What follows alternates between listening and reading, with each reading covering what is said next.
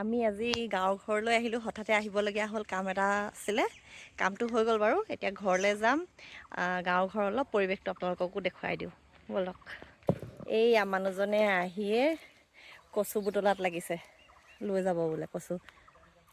অমিতা পাৰিলে? অঁ, অমিতাও পাৰি ল'লে।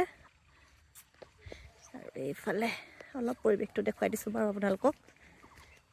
বেলেগ এদিন ভালদৰে দেখুৱাম। সৌখন আমাৰ বৰ্তাৰ ঘৰ, সৰু দাদা ভাগৰ ব্ৰইলাৰ ফাৰ্ম। আমাৰ দুই ঘৰ ওচৰা-ওচৰি দেই, লগালগি একেখনে চোতাল। এয়া বৰ্তাৰ ঘৰ, এয়া আমাৰ ঘৰ।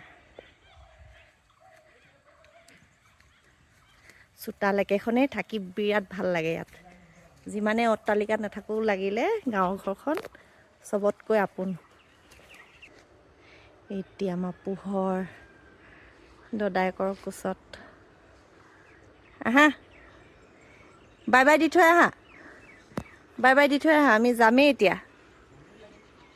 খোজকাঢ়ে, ওলমি দিছে।